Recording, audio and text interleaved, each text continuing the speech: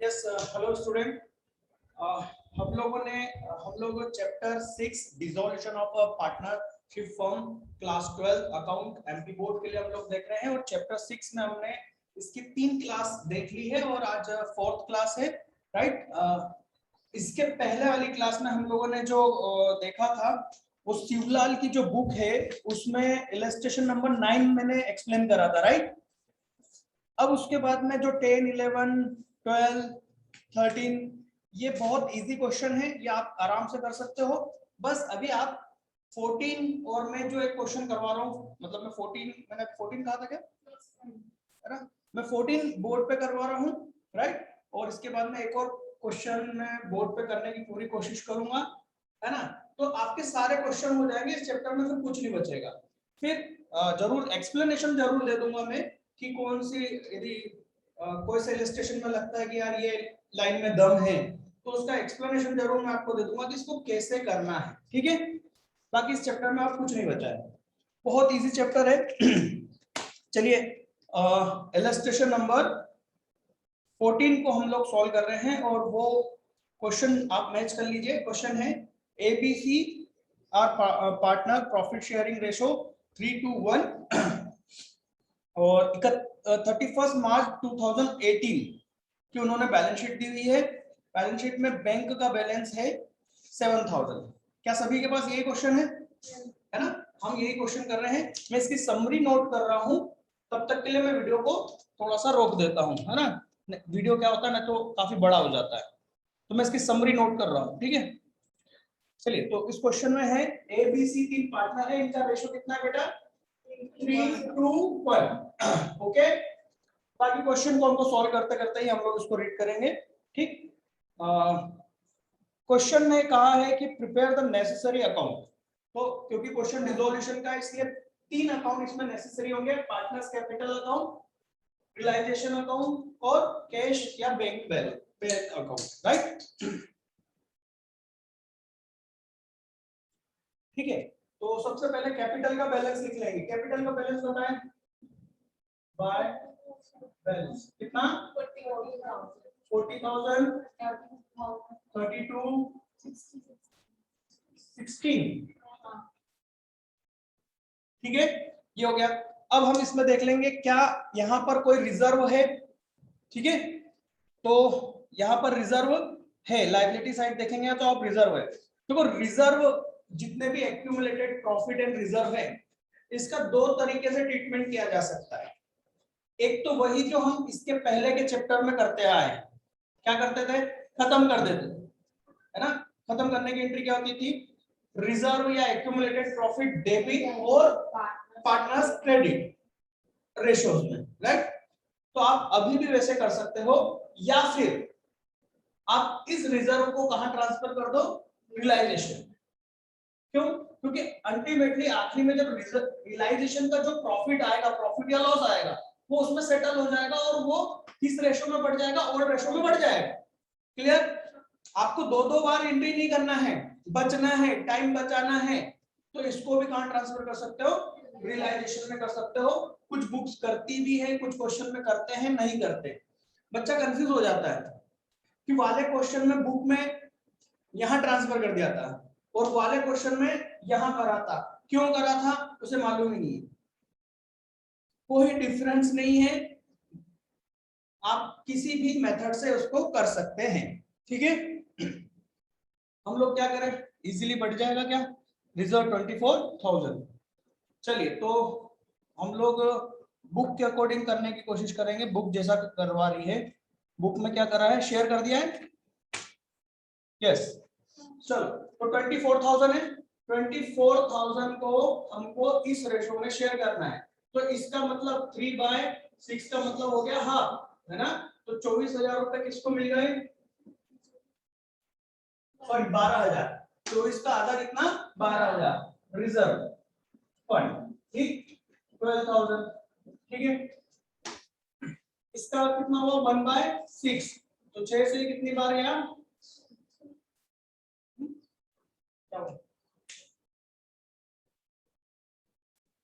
मैं क्या करता हूं, मैं शॉर्टकट कुछ ज्यादा ही करता हूं। मैं जैसे 3:1 लिखा, तो मैं 3 to 1 में क्या होगा, पहले वाले का तो हाफ हो जाएगा, आधा हो जाएगा, और मैं दूसरे वाले का निकाल लेता हूँ क्योंकि उसमें सिर्फ डिवाइड करना पड़ता है, ठीक। और सी वाले के लिए मैं कैलकुलेशन नहीं करता हूँ, मैं बैलेंसिंग फिगर में वो अमाउंट निकाल देता हूँ फास्ट कैलकुलेशन में। तो मैंने अभी ये 1/6 किसके लिए करा, सी के लिए करा, तो सी के लिए कितना हो गया 4 टाइम गया 4000, राइट। तो यहाँ पर मुझे ज्यादा कैलकुलेशन करने से मैं बच जाता हूँ, है ना। आप लोग भी ऐसे प्रैक्टिस कर सकते हो। ये टोटल कितना हो गया 16000, और टोटल कितना है 24 और 16 कितना 8000, तो 8000 यहाँ पर आ गया, ठीक। ये मेरा मेरा खुद का तरीका है, आप लोगों को जैसे करना हो, ठीक है। चलिए, इसके बाद में क्वेश्चन को रीड नहीं करना है, मैंने क्या बोला है, क्वेश्चन को रीड नहीं करना है, सारी असेट और लायबिलिटी को आपको ट्रांसफर करना है रियलाइजेशन, ठीक। सबसे पहले हम असेट से स्टार्ट करेंगे।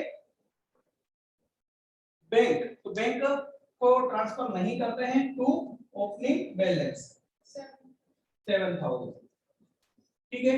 इसके बाद में स्टॉक, तो ये हो गया।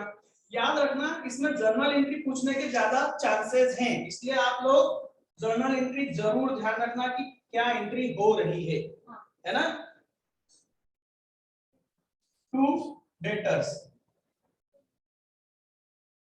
कितना 28, देखो अब डेटर्स में आप यहां पर देखोगे डेटर्स ऐसे दिए हुए हैं, debtors 30,000 less provision for bed date, है ना, कितना 2000, और बाहर वाले कॉलम में 28।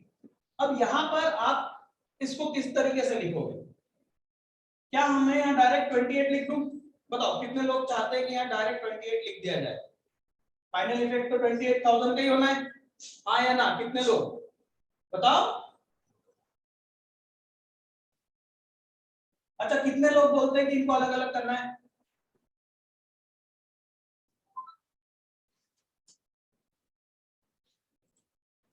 चलिए। तो मेरा क्वेश्चन ये था कि देखो आपको बैलेंस शीट में कुछ इस तरीके से दिया हुआ है ना, तो हमको क्या करना चाहिए, क्या हमको दोनों को अलग अलग तरीके से लिखना चाहिए या टोटल 28 से लिखना चाहिए, उसके पीछे रीजन है ना। सीखना चाहो तो एक रीजन बता रहा हूँ, नहीं तो बहुत इजी तरीके से टीचर लोग बोल देते हैं यहाँ लिख दो, इतना लिख दो, खत्म कर दो। बच्चे ध्यान दो, ये कोई कोई ऐसा प्लस माइनस नहीं है, ये अकाउंट है, ये लायबिलिटी साइड में लिखा जाना चाहिए, और ये क्या है अकाउंट है, तो इसको क्लोज करना पड़ेगा। आप यदि डायरेक्ट 28,000 से लिख दोगे जो कि है ही नहीं, जो कि किसी अकाउंट का बैलेंस है ही नहीं बेटे, बात समझ में आ रही है आप लोगों को। पर शॉर्टकट में लोग लिख भी देते हैं, वो सही भी कर दिया जाता है, सब हो जाता है, ठीक है। आप क्या कर रहे हो, आप सारे अकाउंट को ट्रांसफर कर रहे हो यहाँ पर, तो ये एक एक अलग अलग अकाउंट है, और यदि देखोगे भी तो ये डेटर कोई एक सिंगल अकाउंट नहीं है, ये डेटर्स का टोटल अकाउंट है, तो सारे डेटर्स को यहाँ पहुंचाते जाओगे, राइट। तो ये यहाँ पर पहले डेटर को यहाँ पर लाएंगे, ठीक है 30,000, ओके। और ये जो है ये बैलेंस क्रेडिट बैलेंस है, लायबिलिटी का है ये, तो ये डेबिट होगा और ये क्रेडिट होगा, ठीक है। तो यहाँ पर लिखेंगे आप by provision for bed date, ठीक, कितना 2000, ओके। फिर इसके बाद में हमें क्या दिया हुआ है, जॉइंट लाइफ पॉलिसी दी हुई है, ठीक है। अब जॉइंट लाइफ पॉलिसी के बारे में मैंने आपको डेथ वाला जो चैप्टर था, चैप्टर 5, उसमें बताया था, इसका पूरा एक्सप्लेनेशन दिया था, राइट। पर उसमें आप लोगों ने कभी बैलेंस शीट में जेएलपी को नहीं देखा था, पर आज ये बैलेंस शीट में, तो मैंने आपको कहा था इसके बहुत सारे ट्रीटमेंट है, ठीक। तो उसमें से एक ट्रीटमेंट है, इसको असेट मान लिया जाता है।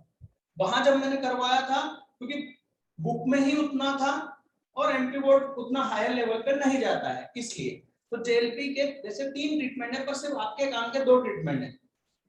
एक तो उसको एक्सपेंस मान के प्रॉफिट एंड लॉस ईयर में हर साल डेबिट करके खत्म कर दिया जाए, जिस दिन भी किसी की डेथ होगी तो उससे जो भी पैसा आएगा वो पूरा इनकम मान लिया जाए, ठीक। दूसरा होता है उसको असेट बना दिया जाए, असेट इसलिए बनाते हैं ये सोच के कि भैया इससे पैसा तो मिलेगा कुछ ना कुछ, राइट, तो इसको क्या कर लेते हैं वो असेट मान लेते हैं, ठीक। तो क्योंकि अभी आपको इस क्वेश्चन में ये बैलेंस शीट में दिख रहा है असेट साइड, तो इन्होंने क्या माना है, इसको असेट माना है। अब आपको यहाँ ज्यादा हेडेक नहीं लेना है कि क्या हुआ, आपके लिए तो ये असेट है ना, तो असेट को कहाँ पहुंचाना है, यहाँ। क्योंकि मैंने देखो बहुत सोच समझ के आपको कहा है कि क्वेश्चन की डिटेल को ज्यादा पढ़ना ही नहीं है, तो क्वेश्चन की डिटेल को आपने रीड करा और जाओ। बैंक को छोड़कर, कैश बैंक को छोड़कर जितनी भी असेट है यहां लिख दो, खत्म, ठीक है। तो यहां पर आ जाएगा 2 कितने की है 8000, राइट। इसके बाद बैलेंस शीट में क्या दिया हुआ है, प्लांट एंड मशीनरी, ठीक। तो प्लांट एंड मशीनरी यहां पर आ जाएगा, कितना है 87,400, ठीक। फिर ये पूरा असेट आ गया। अब लायबिलिटी में देखते हैं, तो क्रेडिटर है, राइट, क्रेडिटर कितने हैं, ये इधर क्रेडिटर्स आ गए 30,800। इसके बाद क्या बेटा, बिल्स पेबल यहाँ पर आ गए, बोलो 7,200, ठीक। इसके बाद में रिजर्व है, नहीं, ए का लोन है, तो ए का लोन मैंने अच्छे से एक्सप्लेन करा था, वो यहाँ नहीं आएगा, उसका आपको अलग से एक अकाउंट ओपन रखना चाहिए, ठीक है। तो आप क्या करोगे, अलग से अकाउंट ओपन कर दोगे, ए का अकाउंट तुरंत जैसे ही पढ़ा वैसे ही वर्किंग नोट में ए का अकाउंट ओपन कर दोगे एज लोन, ठीक। कितना बैलेंस है 20,000, ये लिख दिया, ओके, ठीक। इसके बाद में रिजर्व है जिसका हम ट्रीटमेंट कर चुके हैं, और कैपिटल का बैलेंसेस है, ठीक। ये क्वेश्चन की जो बैलेंस शीट की इंफॉर्मेशन है वो हमने देख ली। अब हम क्या करेंगे, क्वेश्चन को रीड करेंगे। 1 अप्रैल को क्या हुआ, इन्होंने डिसॉल्व कर दिया, ठीक है। Joint life policy was taken over by a, सच बताऊं मैं आपको, इस क्वेश्चन में जो कुछ भी आने वाला है वो सब कुछ मैं आप लोगों को पहले ही बता चुका हूं। इसकी इस चैप्टर की जो फर्स्ट क्लास और सेकेंड डे था उसमें सब कुछ बता चुका हूं, थर्ड में भी बता चुका हूं, ठीक है।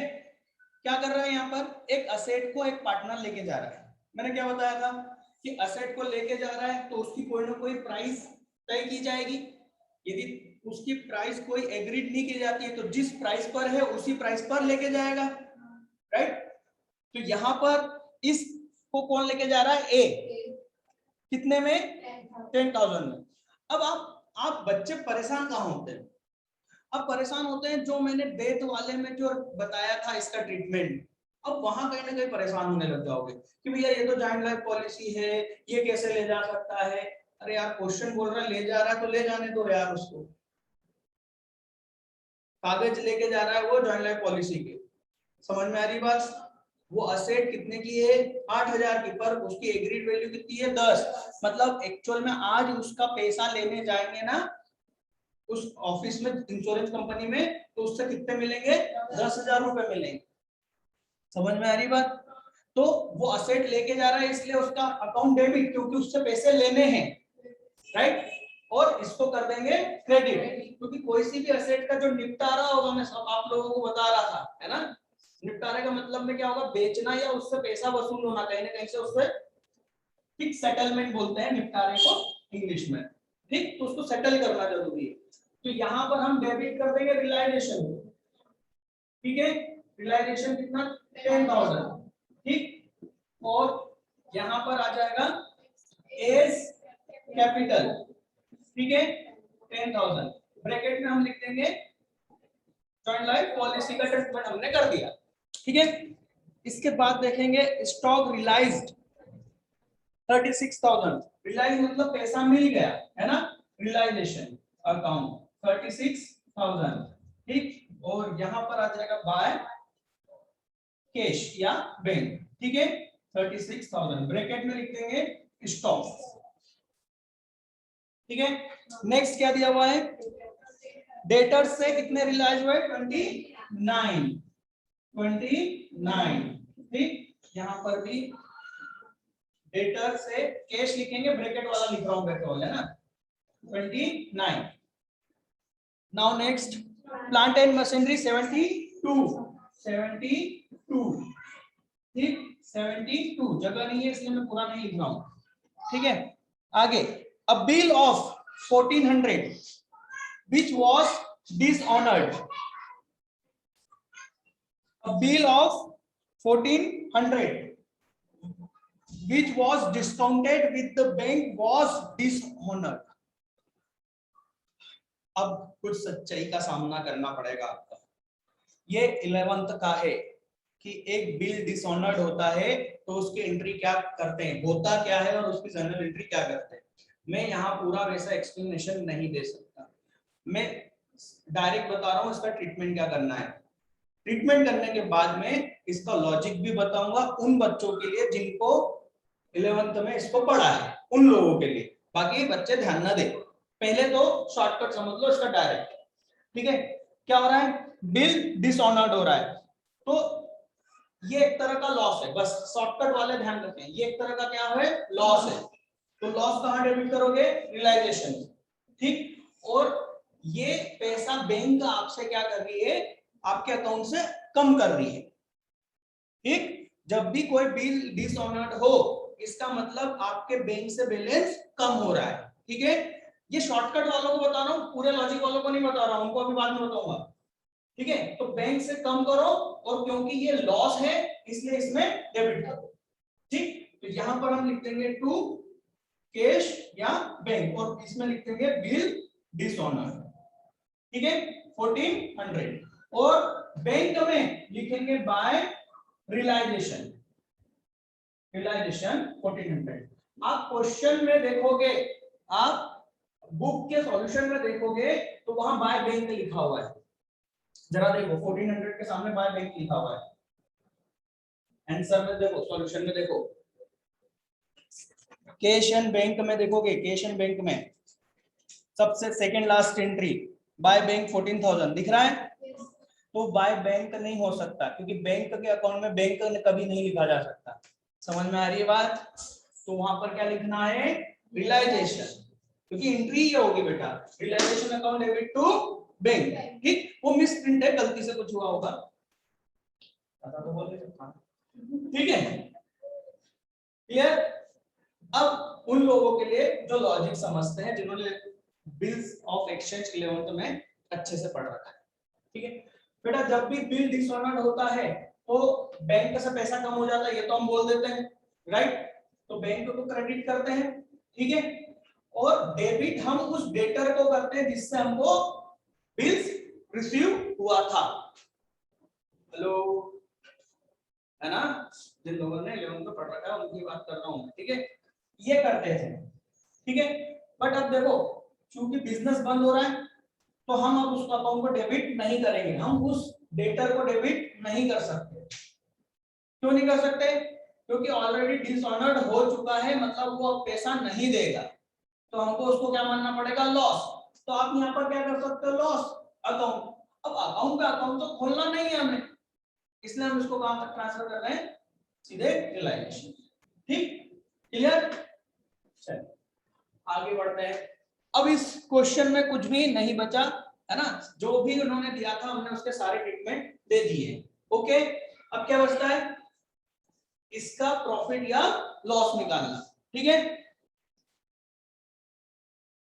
चलिए ठीक है, तो इसका मेरे को टोटल कितना आ रहा है, 2,04,400, बोलते जाओ बेटा फटाफट, 2,04,400। तो क्या प्रॉफिट आ रहा है क्या इसमें, लॉस आ रहा है, कितना,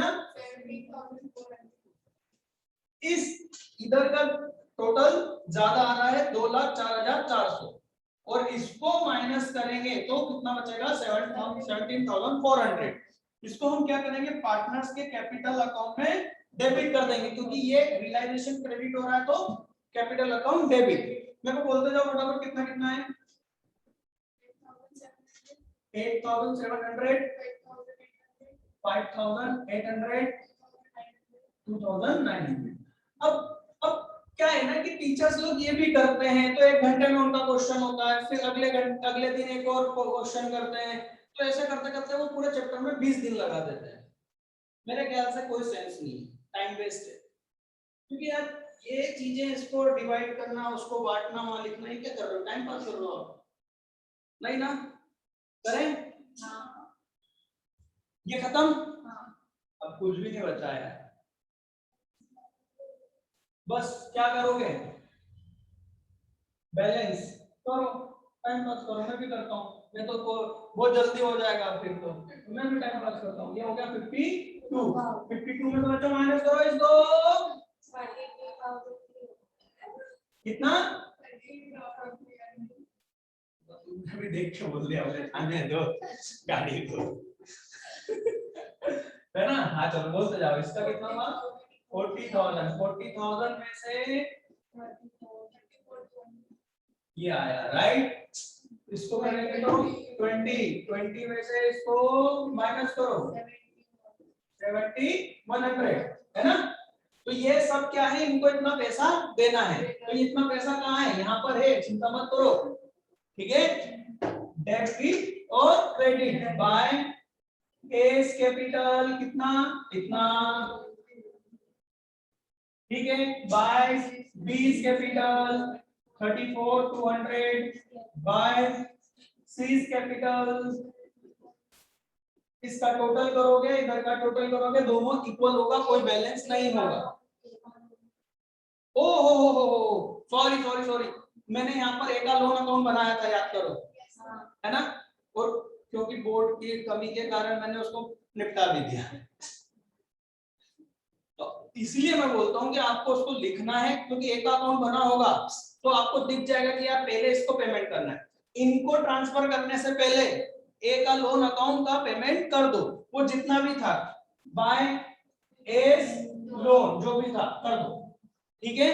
फिर इसका टोटल करोगे, इसका टोटल करोगे, बराबर आ जाएगा, और यहाँ पर आ जाएगा बाय बिल, ठीक। अब मुझे बताओ, आगे के क्वेश्चन बिल्कुल ऐसे ही हैं। अब आप उसको बोर्ड पे समझना चाहते हो, या हम पहले क्वेश्चन देखें और फिर डिसाइड करें, है ना। क्वेश्चन अपन रीड करते जाते हैं, यदि उसमें कोई पॉइंट ऐसा है जो कि एक्सप्लेन करना जरूरी है तो मैं करूंगा, ठीक। चलो, तो इसके बाद में हम क्वेश्चन देखते हैं, इलस्ट्रेशन नंबर 15, ठीक है, ठीक है। चलो फास्ट खत्म करो इस चैप्टर को, दम नहीं बचा इसमें। प्रिपेयर नेसेसरी अकाउंट, है ना, तो नेसेसरी अकाउंट में वो तीनों अकाउंट हो गए। इसमें अच्छी बात ये है, जो आपको कंफ्यूज करेगा, वो है कैपिटल का फ्लक्चुएटिंग, फिक्स कैपिटल का होना, ठीक है। हेलो, जवाब दो फास्ट, नहीं तो मैं आगे बढ़ता जाऊंगा, जवाब नहीं दोगे तो आपको 2 अकाउंट कैपिटल अकाउंट भरने हैं, ठीक है। और जो भी ट्रीटमेंट करने हैं, है ना, यदि कोई एसेट लेके गया है ना, कुछ भी लेन देन करना है पार्टनर से, तो वो करंट अकाउंट में करोगे, ठीक। रियलाइजेशन का जो भी प्रॉफिट लॉस आएगा वो करंट अकाउंट में ट्रांसफर करोगे, ठीक। करंट अकाउंट से फिर फाइनल फिगर कैपिटल में ट्रांसफर करोगे, ठीक। और फिर आखिरी का पेमेंट देने की एंट्री कैपिटल अकाउंट से होगी। तो कैपिटल अकाउंट में सिर्फ 3 एंट्री होगी, ओपनिंग बैलेंस होगा, करंट अकाउंट से फाइनल फिगर, और पेमेंट देने की एंट्री, ओके। चलो, from firm was dissolved, Z took goodwill for 12,000। अब क्या गुडविल है असेट में? हाँ है, ठीक है। सबसे पहले तो क्या करोगे, सारी असेट डेबिट, बैंक को छोड़कर, केस को छोड़कर, वाई का करंट अकाउंट को ध्यान दो, वाई का करंट अकाउंट असेट साइड में, जबकि ये लायबिलिटी साइड में होना चाहिए। इसका मतलब क्या हुआ, वाई ने ज्यादा पैसा निकाल रखा है, उसके करंट अकाउंट में जितना है उससे भी ज्यादा, तो वाई के करंट अकाउंट को असेट साइड में मत, ये रियलाइजेशन में मत भिजवा देना, है ना। वाई का करंट अकाउंट जब ऐसा लिखोगे करंट अकाउंट, तो वाई का डेबिट साइड में बैलेंस लिखोगे, क्लियर। उसको यहां नहीं पहुंचा देना रियलाइजेशन में, ठीक। हाँ, मतलब थोड़ा सा तो चलेगा ना, बुद्धि लगाने का काम तो रखना पड़ेगा। तो ये हो गया। फिर लायबिलिटी साइड में क्रेडिटर को पहुंचा देंगे, ठीक। लोन ऑफ जेट, इसका अलग अकाउंट खोल लेंगे, ठीक है, ओके। सारे बैलेंसेस लिख लेंगे कैपिटल के। जेट ने गुडविल को 12,000 में लिया, तो जेट का करंट अकाउंट डेबिट और रियलाइजेशन क्रेडिट 15,000 से। देख लो एंट्री फटाफट। 15,000 से लेते कितने, 12,000 से, सॉरी 12,000 से, है ना। तो जेड का कैपिटल अकाउंट डेबिट हो गया, current account, sorry current account, वो कैपिटल नहीं बोल सकते क्योंकि कैपिटल फिक्स्ड है यहाँ पर, ठीक है। Z sorry x took asset stock for 6,000, तो रियलाइजेशन क्रेडिट और एक्स का करंट अकाउंट डेबिट 6,000 से, ठीक है। 10% less was received from debtor, debtor से 10% कम मिला, तो डेटर कितने के थे 10,000, तो 10,000 का 10% कितना हुआ 10% 1,000, तो 1,000 नहीं मिले, समझ में आ रही बात। तो कितने मिले 9,000 मिले, तो कैश में डेबिट 9,000 और रियलाइजेशन क्रेडिट 9,000, ठीक है। रियलाइजेशन नहीं, फर्नीचर वाज ऑक्शन, मतलब कि इसकी नीलामी की गई। कुल मिला के भाई नीलामी कर, कुछ भी कर, पैसा आया क्या, तो कैश अकाउंट डेबिट और रियलाइजेशन क्रेडिट, है ना। इसमें ना बिल्कुल मत फंसना, वो कुछ भी बोले, पैसा आया, इतना पूछना, पैसा आया, आया तो कैश में डेबिट, या फिर कोई लेके गया, पार्टनर कोई लेके गया होगा तो पार्टनर डेबिट और रियलाइजेशन क्रेडिट। कुछ और अकाउंट तो खोलना ही मत, ठीक है। हाँ, फर्नीचर का हो गया। रियलाइजेशन एक्सपेंसेस 500, कुछ नहीं कहा है कि किसने पे करा क्या करा, तो इसका मतलब कैश से 500 क्रेडिट और रियलाइजेशन डेबिट हो जाएगा क्या। हाँ। आखिरी में लिखा है पार्टनर विल ब्रिंग, ओहो बहुत बढ़िया क्वेश्चन है, partner will bring cash if necessary, तो पार्टनर पैसा लाएगा यदि नेसेसरी, तो बिल्कुल ऐसा होगा कि कोई ना कोई पार्टनर को पैसा हम उससे आखिरी में मंगवाएंगे फाइनल सेटलमेंट करते समय। ऐसा कैसे होगा इसको देखना। हो सकता है, जैसे मैं इसका एग्जांपल दे रहा हूं, राइट, कि उसके डेबिट में इधर कितना आ रहा है 40,000, तो इधर डेबिट में टोटल कितना हो रहा होगा 50,000 आ रहा है, तो डेबिट ज्यादा आ रहा होगा। फाइनल फिगर मतलब करंट अकाउंट का बैलेंस कहां पहुंचा दोगे कैपिटल अकाउंट में, उसके बाद देखोगे तो क्रेडिट कम आ रहा होगा और डेबिट ज्यादा आ रहा होगा। तो इधर जैसे 40,000 आ रहा है, राइट, और इधर कितना आ रहा है 50,000 आ रहा है, तो 10,000 इधर आ रहा है ना, मतलब उससे 10,000 मंगवाने हैं। जब हम उससे पैसे मंगवाएंगे तो एंट्री क्या होगी, कैश अकाउंट डेबिट और उस पर capital account credit. Capital introduce कर रहा है ना, लगा रहा है ना, क्लियर। तो ऐसा हो सकता है, बिल्कुल हो सकता है। देखो ना वाई ने क्या करा था, वाई में करंट अकाउंट क्या है ज्यादा निकाला हुआ है, तो उससे मंगवाएंगे, समझ में आ रही बात। तो जहां तक होगा वाई से ही पैसा मंगवाने का दिखेगा आपको, ठीक है। और बाकी दो का क्या होगा, इस तरीके से बाकी दो की एंट्री इस तरीके से होगी, क्लियर है। चलिए, तो यहां पर फिर जेड का लोन का पेमेंट कर दोगे।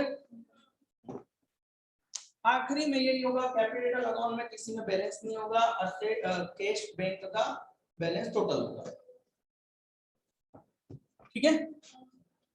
अब इलस्ट्रेशन 16 है, आप लोग इसको रीड करो और मुझे बताओ कि इसमें कौन सी लाइन जो टफ है जो आपको उसका ट्रीटमेंट समझना है, कि आप लोगों के ऊपर डिपेंड करेगा। यस, इसमें आपको कोई डाउट नहीं है, राइट, है ना, हो जाएगा। मैं यदि आपसे कहूं कि लगभग ये चैप्टर पूरा हो चुका है, बस आपके ऊपर बचता है ना। आपको यदि कोई डाउट है तो आप लोग पूछ सकते हो। वैसे डाउट नहीं आएगा यदि आप इस चैप्टर का 1 2 3 आराम से ध्यान से सुनोगे, तो सारी बातें मैं बता चुका हूँ कि किन के क्या ट्रीटमेंट करने हैं। जैसे आप अभी आगे देखोगे, इसमें है illustration number 17, undeclared asset and liability. मैं इस बारे में बता चुका हूँ है ना। पार्ट 3 में बता चुका हूं मैं, इसके जो तीसरा जो वीडियो है उसमें मैं बता चुका हूं। अनडिक्लेयर्ड असेट एंड लायबिलिटी का मतलब क्या हुआ, ऐसी असेट जो कि बैलेंस शीट में नहीं है पर वो अभी कुछ ना कुछ उसके बदले हमको कुछ ना कुछ पैसा मिल रहा है, तो उसमें भी दो ट्रीटमेंट हो सकते हैं, या तो आप उसको बेच दोगे या क्या होगा पार्टनर ले जाएगा, तो उसकी कुछ ना कुछ प्राइस एग्री की जाएगी कि भाई इस प्राइस पर लेके गया है या इतने में बेच दिया, तो बेच दिया है तो कैश डेबिट हो जाएगा और रियलाइजेशन क्रेडिट हो जाएगा। आपको असेट का अकाउंट नहीं खोलना है, ठीक है। पार्टनर लेके गया है तो पार्टनर का अकाउंट डेबिट कर देंगे और रियलाइजेशन को क्रेडिट कर देंगे। इसी तरह से कोई ना कोई लायबिलिटी एकदम से मालूम पड़ जाएगी। जैसे देखो ये 17 में यदि पेज टर्न करोगे 298 पर थर्ड लाइन देखोगे तो लिखा है नहीं सेकंड लाइन में आखिरी में देखना, अमाउंट ऑफ 1000 वाज पेड, पे कर दिया है, ठीक है, for contingent liability for which no provision was made in books. कोई पेमेंट जो देना अभी बाकी था और उसकी हमने जर्नल उसकी एंट्री नहीं कर रखी थी बुक्स में, तो वो बैलेंस शीट में लायबिलिटी में नहीं आया, पर हमने पे तो कर दिया, तो कैश क्रेडिट। याद रखो, पहले सुनो, कैश क्रेडिट और रियलाइजेशन डेबिट, क्योंकि ये एक तरह से लॉस है ना, तो रियलाइजेशन डेबिट। याद रखो हम नया अकाउंट कोई नहीं खोलेंगे, हमको सारी असेट का निपटारा करना है ना, निपटारा आप समझ गए है ना, और सारी लायबिलिटी का पेमेंट करना है। हम आखिरी में ऐसा नहीं कर सकते कि यार इसको अभी देना बाकी है, यदि देना बाकी है तो अभी डिसॉल्यूशन नहीं हुआ, आपका फर्म अभी बंद नहीं हुई, आपका अकाउंट अभी बंद नहीं हुआ, अकाउंट तभी बंद होगा जो पूरी लायबिलिटी बंद हो जाए, चाहे वो रिकॉर्डेड लायबिलिटी है या अनरिकॉर्डेड लायबिलिटी। क्लियर? तो बस इसमें ये बचा था। इसके बाद में आप सीधे आ जाओ एग्जांपल नंबर 20 के ऊपर लिखा है preparation of old balance sheet and dissolution. अब कायदे से देखा जाए तो 21-22 वाले ईयर में ये 2 चैप्टर का इन्होंने मैक्सिमम कितना, एक क्वेश्चन 3 नंबर का, तो मुझे नहीं लगता कि वो इस तरीके के क्वेश्चन पूछे, क्योंकि ये बहुत काफी बड़ा हो जाता है। इसमें पहले बैलेंस शीट बनानी पड़ती है, ओल्ड बैलेंस शीट जो आपको अभी तक क्वेश्चन में मिल रही है वो पहले आपको बनानी पड़ेगी, फिर उसके बाद में उसको डिसॉल्यूशन करना पड़ेगा। तो मुझे नहीं लगता कि इस लेवल पे 3 नंबर का क्वेश्चन बनता है, नहीं बन सकता। क्लियर? यदि आप सीखना चाहते हैं तो सीखने के लिए बस मैं आपको बता रहा हूं, आप ट्राई करके जरूर देखना। इस टाइप के क्वेश्चन में एक्चुअल में ओपनिंग कैपिटल या कोई ना कोई ओपनिंग असेट मतलब बैलेंस शीट की कोई ना कोई चीज मिसिंग होती है। जैसे समझो इसमें कह दिया जाएगा कि असेट्स से रियलाइज हुआ 2 लाख, असेट से रियलाइज हुआ 2 लाख, पर असेट कितने की थी ये नहीं बताया जाएगा। अरे असेट होगी तभी तो बिकी, रियलाइज हुई, राइट। अब असेट कितने की थी ये आपको नहीं बताया जाएगा, तो ये पता लगाने के लिए कि भाई असेट कितने की थी, इसके लिए आपको ओपनिंग बैलेंस शीट बनानी पड़ेगी। तो जितना भी इंफॉर्मेशन दिया होगा बुक वैल्यू का, उसके लिए आपको एक बैलेंस शीट बनाकर असेट साइड में सारी चीजें लिखनी पड़ेगी, लायबिलिटी साइड में जो जो उसने कहा है बुक वैल्यू याद रखना, बुक वैल्यू, और बैलेंसिंग फिगर में वो फिगर मालूम होगा कि भैया ये असेट कितने की थी। फिर उस फिगर को आप रियलाइजेशन में डेबिट या क्रेडिट करोगे, लायबिलिटी हुआ तो क्रेडिट करोगे। तो मुझे नहीं लगता यार 3 नंबर में इतनी मेहनत करवाएगा अगला, है ना, इसके पहले बहुत चीजें मेहनत करवाने के लिए। ठीक है, आप लोग करके देखिएगा। ठीक, तो इसमें भी सिर्फ 2 क्वेश्चन दिए हुए हैं। अब आते हैं हम इसकी थ्योरी पर। थ्योरी इसमें बहुत आईएमपी है, बहुत, क्योंकि इसमें बहुत क्लियर क्वेश्चन बनते हैं पूछे जाने वाले, है ना। तो फर्स्ट पेज पर आ जाओ। सिंपल सा एक क्वेश्चन बन जाता है 2 नंबर में, मीनिंग ऑफ डिसॉल्यूशन। ठीक, जो आप लिख सकते हो, रियल में बोल रहा हूँ, इसकी थ्योरी का कोई ऐसा आंसर नहीं है कि C C plus O2 is equal to CO2 और कुछ गलत लिख दिया तो वो खत्म, कैंसिल कर दिया जाएगा। अरे बिजनेस बंद हो रहा है यार, खत्म बात।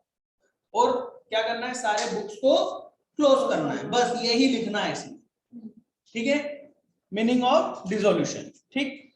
फिर उसके causes of dissolution of partnership and partnership firm, दोनों का अलग अलग क्वेश्चन बनता है कि भैया पार्टनरशिप फर्म को बंद करने के कारण क्या है, यहाँ पर क्या आना चाहिए, बंद करने के कारण आना चाहिए, ठीक। और पार्टनरशिप का खत्म होना कहाँ मिलेगा आपको, चैप्टर 3 में मिलेगा, क्योंकि वहां पर पार्टनरशिप बंद होती है और नई चालू हो जाती है, तो वहां पर आपको इसका रीजन मिलता है। इसके बाद में आ जाता है डिफरेंस, बहुत ही आईएमपी है ना, ठीक।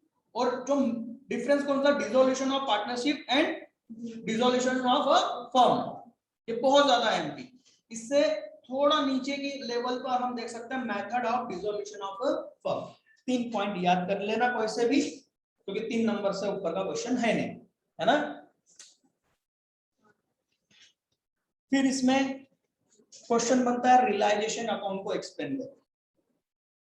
तो क्या करोगे रियलाइजेशन को एक्सप्लेन करने के लिए, भाई आखिरी में जो डिसोल्यूशन, और जब डिसोल्यूशन होता है तो सारी एसेट और लायबिलिटी को रियलाइज करने पर, उनको निपटारा करने पर, राइट, जो प्रॉफिट या लॉस होता है उसका पता लगाने के लिए, उसको फाइंड आउट करने के लिए हम रियलाइजेशन अकाउंट बनाते हैं। इस रियलाइजेशन अकाउंट के डेबिट में सारी एसेट को बुक वैल्यू पर ट्रांसफर किया जाता है ना, हिंदी में बोलो समझ में आता है ना, हाँ, ठीक है। और सारी लायबिलिटीज को बुक वैल्यू पर क्रेडिट किया जाता है, आउटसाइड लायबिलिटी को क्या लिखोगे, आउटसाइड लायबिलिटी, ठीक है। और आखिरी में इसको टैली करके इसमें प्रॉफिट या लॉस निकाला जाता है, जो कि प्रॉफिट लॉस ट्रांसफर कर देता है कैपिटल अकाउंट में, बस, ठीक। 3 नंबर में इतना ही लिखना है, ठीक। आपका इच्छा हो, आपके पास समय बचेगी, आपको लग रहा हो कि नहीं यार मेरे को तो और लिखना है, मेरे को बहुत कुछ आता है, तो इसका एक नॉर्मल सा फॉर्मेट बना देना जो आपकी बुक में दिखेगा। रियलाइजेशन का यदि दिखे तो ठीक, नहीं दिखे तो कितना तो प्रैक्टिस हो ही चुकी है, कैसा बनता है ना। बस इसके बाद में इसमें कोई थ्योरी नहीं बनती, वैसे बनती तो है पूछने के लिए, पर इतनी सारी थ्योरी है यार आईएमपी, उसमें से ही पूछेंगे, हम यहाँ कहाँ पूछेंगे। हाँ, एक और बन रहा है, page number 278, difference between realisation and revaluation, है ना, बहुत ज्यादा आईएमपी, ठीक। अब जरा सोच के देखो, सारी थ्योरी जो है वो चैप्टर 5 है ना, डेथ और डिसोल्यूशन 6 में है, और उन दोनों चैप्टर को उन्होंने कंबाइन करके केवल 10 नंबर का करा, और उसमें भी उन्होंने मैक्सिमम 3 नंबर का एक बड़ा क्वेश्चन रखा है। सर क्या पूछेंगे, मैं तो ये सोच रहा हूँ, मतलब इतना सारा है, उसमें से सिर्फ एक, मतलब ये आपके लिए एक मुश्किल भरी चीज भी है कि याद सब करना है, पर आएगा उसमें से केवल 3 नंबर का, तो ये टफ है, ये आसान नहीं है, ठीक है। यहाँ पर नंबर आने का ज्यादा डर है क्योंकि पढ़ना ज्यादा है, ठीक है। चलिए, तो ये यहाँ पर चैप्टर डिसोल्यूशन समाप्त होता है। अब आगे बहुत आईएमपी सूचना है ना, इंपॉर्टेंट, राइट, ध्यान दो। YouTube से जो बच्चे पढ़ रहे हैं उन लोगों के लिए इसके आगे के वीडियो, इस चैप्टर के आगे के वीडियोस पब्लिकली YouTube पे अपलोड नहीं किए जाएंगे। यदि आपको चाहिए, आप मुझे इस नंबर पर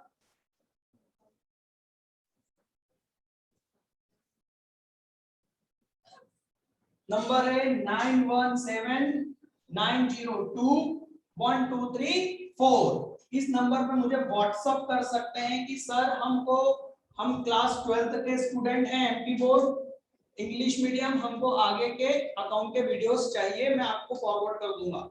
उसका रीजन ये है कि हम किसी बुक में से पढ़ा रहे हैं और कॉपीराइट का इशू हो सकता है, इसलिए मैं पब्लिकली वीडियो नहीं डालूंगा, ठीक है।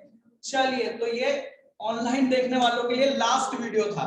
इसके बाद में एनपीओ कंपनीज के अकाउंट हैं, आपको लगे तो आप व्हाट्सएप करिए इस नंबर पे। तो यहां पर आप लोगों से आखिरी वीडियो